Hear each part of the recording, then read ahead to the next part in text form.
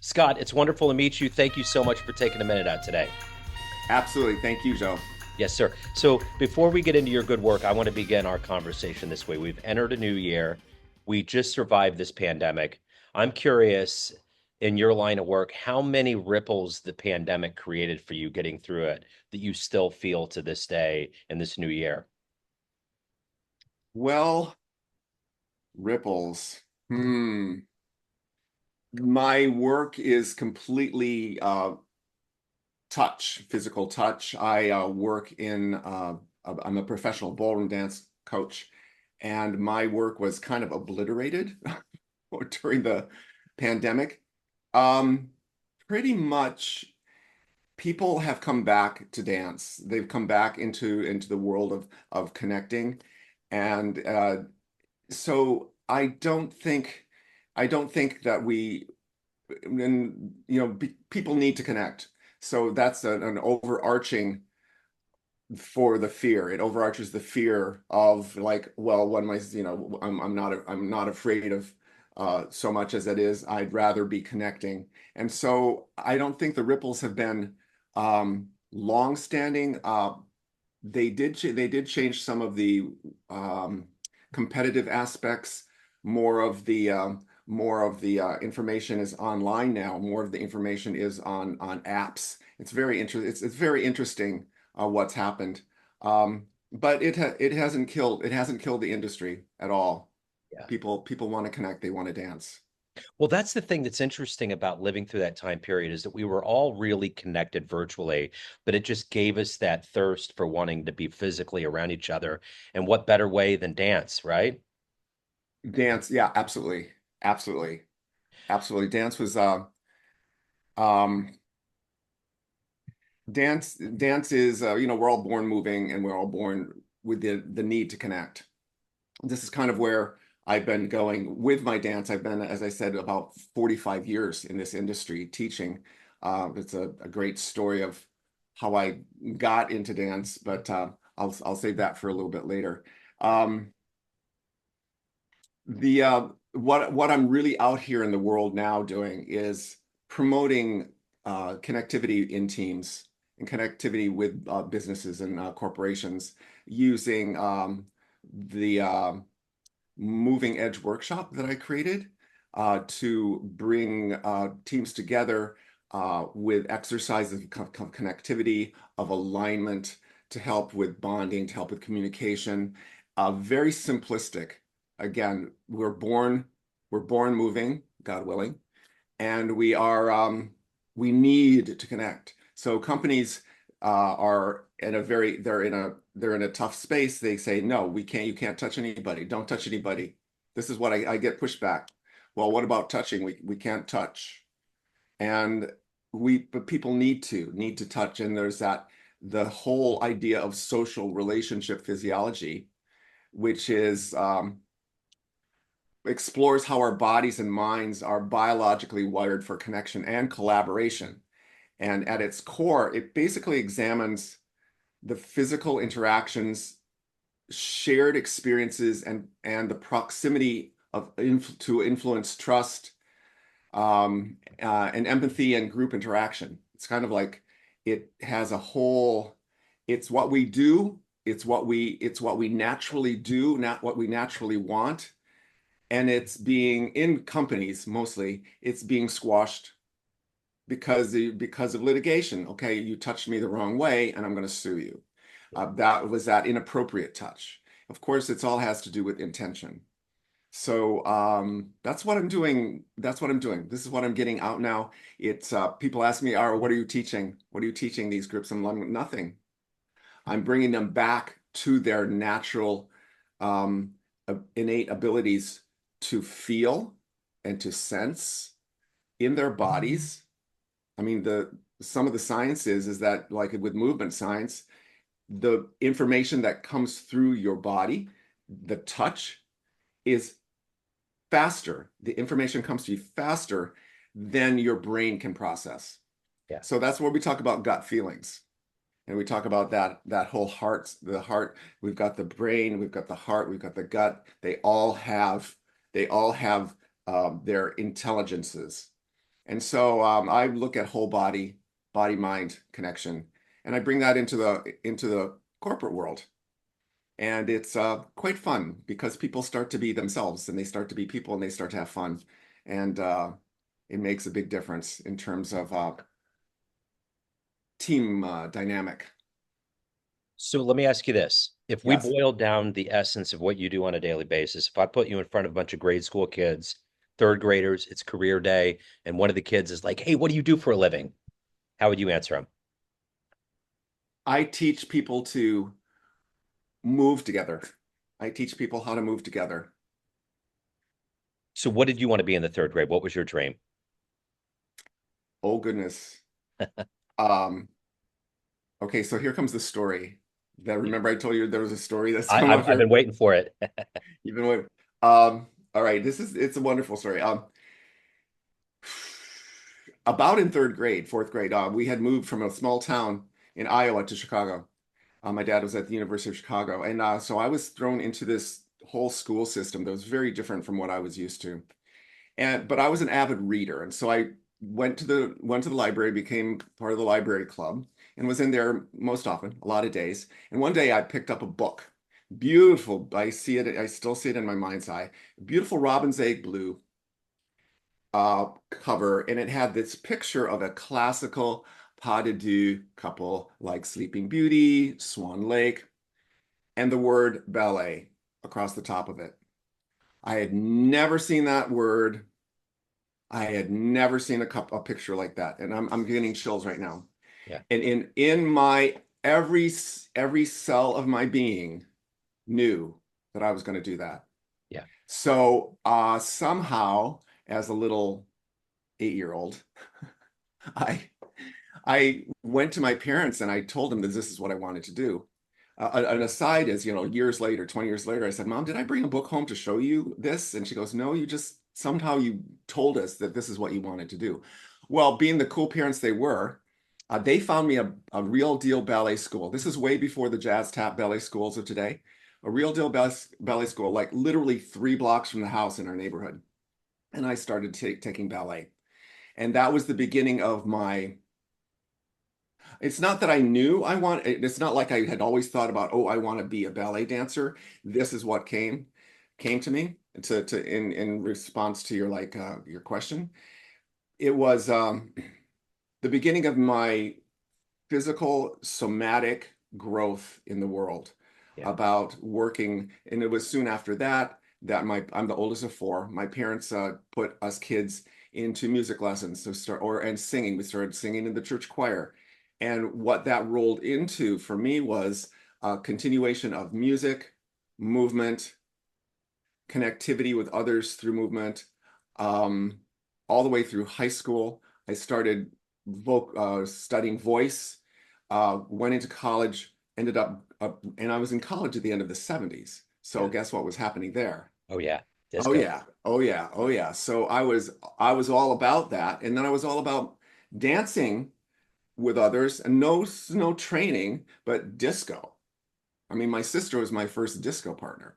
So we actually even performed at one of the college spring dance concerts, and I just made something up.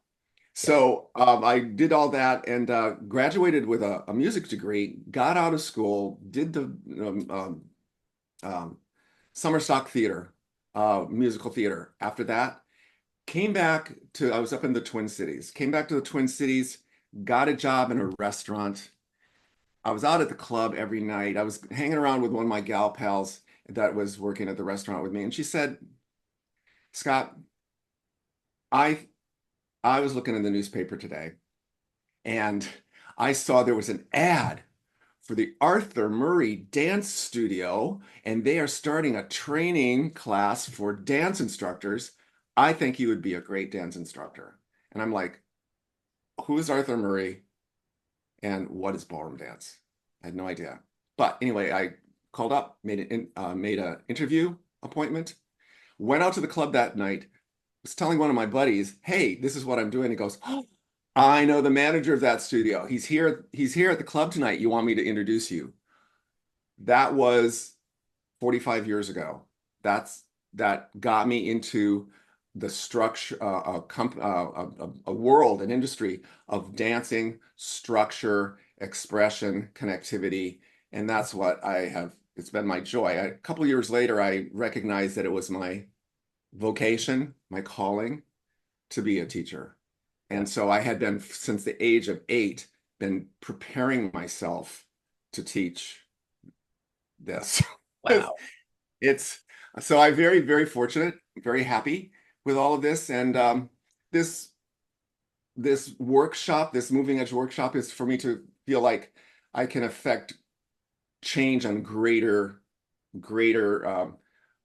numbers of people. Yeah. Because for many years, either I've been professionally competing myself or working with singles or couples on a very small, very, very high level technical level.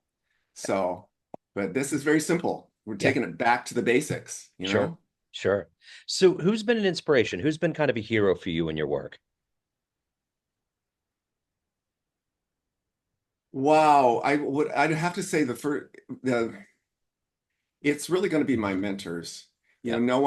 no one specifically doing what I'm doing. Um, it's been my mentors. I've had um, there have been two people. Of course, my mom. My mom is my biggest champion. But my dear friend Mary, my dear friend Ruth Ann, they when I was in my fresh fresh in my early 20s, right out of college, they were some of my first students. And again, the universe would just put these people in front of me, and learned about I learned about loving myself. I learned about so much of the world of just authenticity, just becoming um, uh, my authentic self, self-actualizing myself, and the world of self-development. And they were just great, great sources of support and great sources of guidance for me. And I to this day, and so again, I feel very, very grateful for Yeah. that. And that has been, quote, like the wind beneath my wings, you Yeah. know. Yeah. And I have at this point in my world of dance, I have been completely independent from any um, franchise studio, any Yeah. franchise. There's, the franchise for 30, 34 years, completely doing my own thing, Yeah. a sovereign of my own destiny, if you will. Yeah. And again, I'm very, very, very happy, very fortunate to be doing that. It's a little tough sometimes because, I want to point fingers, but they're all like pointing back at me. Sure. Sure. So I'm curious if you can meet somebody that's in your industry or somebody in general, whether it's dance or otherwise, that you admire, that you look up to, that you would love to hang out with that might benefit you in your career. Who would that be? Um, wow. Interesting.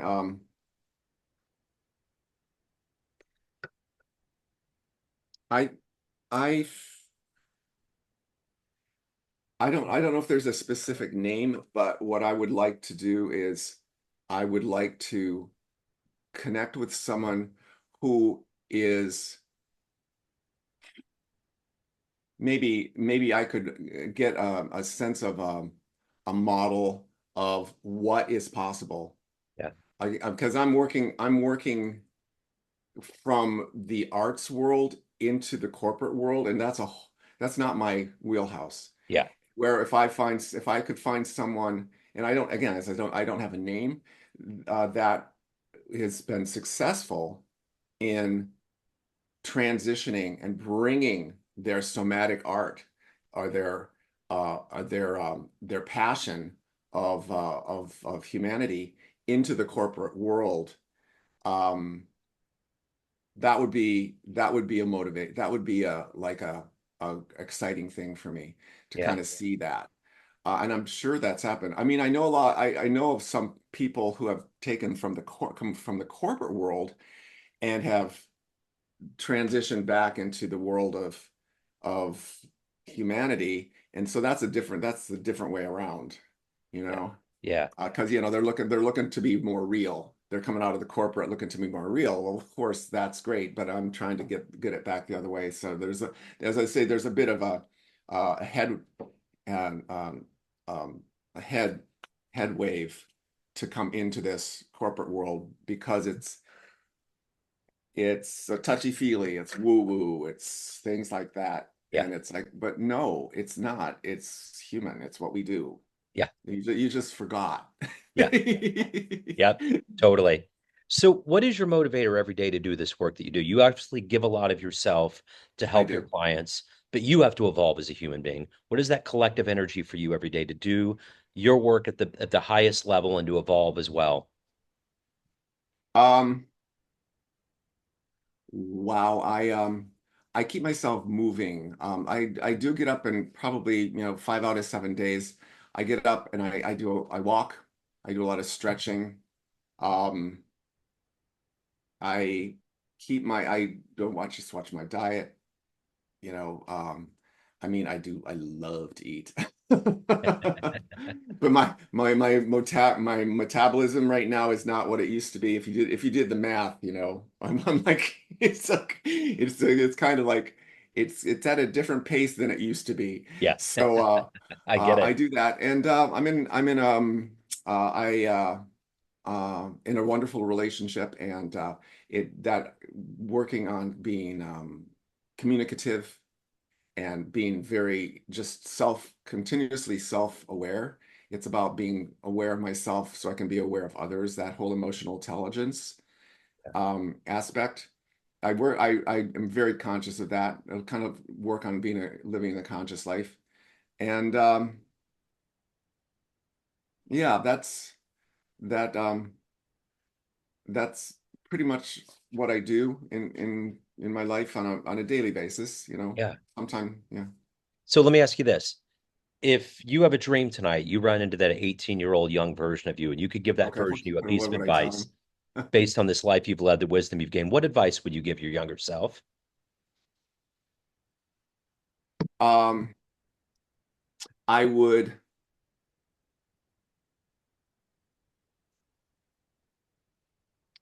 I would this is going to sound really funny. I would start my Roth IRA more quickly. Yeah, I gotcha. I would start that more quickly. Not that I'm suffering. However, if I had started that when I was in my 20s, I don't know, was it around back then? I don't know. But Yeah, yeah, yeah, yeah, yeah. yeah, I would have done something a little bit more prudent financially and trusted in all of that. yeah, And I mean that's the practical aspect. And on the other aspect, it would be uh just trusting in myself, yeah, trusting in who I am, not about what I did or who I wanted people to think I was, but just trusted in myself and have more um, courage. I mean, I do have courage. I do have a lot of more courage, moral courage, but it's a lot of times it's to help other people, yeah, in that sense, and it's sort of like helping myself a little bit more. It's a continuous growth, just a yeah. continuous growth. Yeah. So let me ask you this. Of Yeah. everything that you've accomplished and evolved into at this point in your life, what are you the proudest of?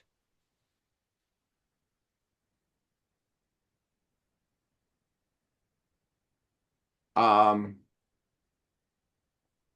well, there could be all kinds of things. I think overall, I'm just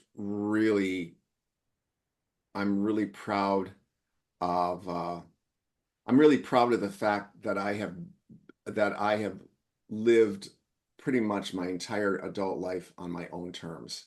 Yeah, pretty much. Yeah. Um, uh, I quite, you know, this is really fun. When I was like 16 or 17 years old, okay, put that back. Okay, that's over 50 years ago. Yeah. Um, they there was a button, and it was like, you know, there was a during that social time, a button that said question authority. Yeah. Yep. I wore that. I didn't quite know what it meant, but I liked it. Yeah. I didn't quite know what that whole idea was, but I was just a kid, Yeah. and I wore it. I remember very clearly wearing it, and I liked it.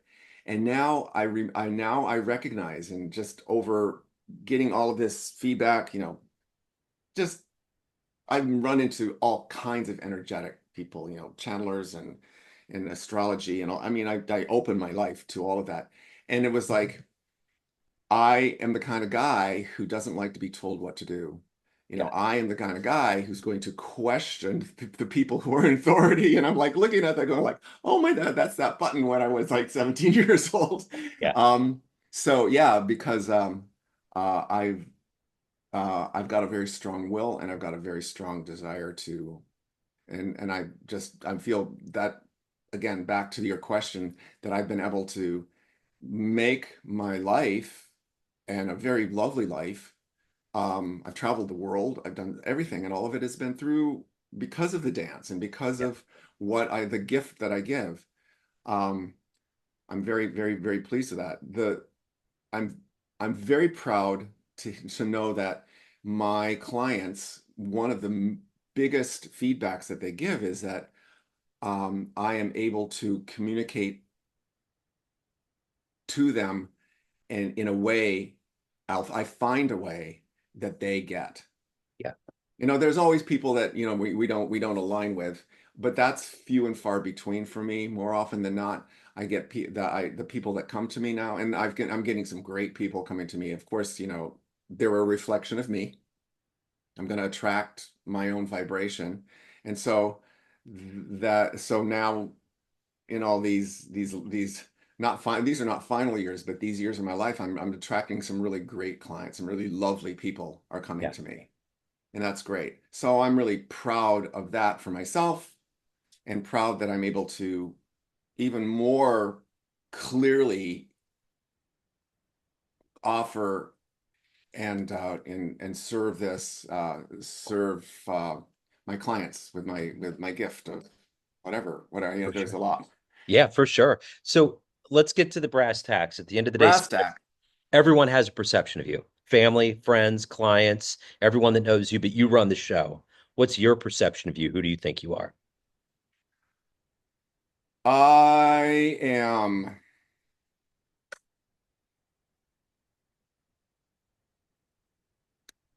um I am a master teacher. Um I'm emotionally intelligent. I I'm a passionate problem solver with people. They come to me and they want to move differently. They want to connect differently, and I help them do that. Um and I accept myself a lot, a lot. I've been gifted in many ways. I'm healthy, very healthy. My doctor goes, "You are like the healthiest, my healthiest client." You know, what are you doing here? I said, because I have to come in and you know, make sure that you're getting your Medicare, your check me out. But yeah, that's who I am.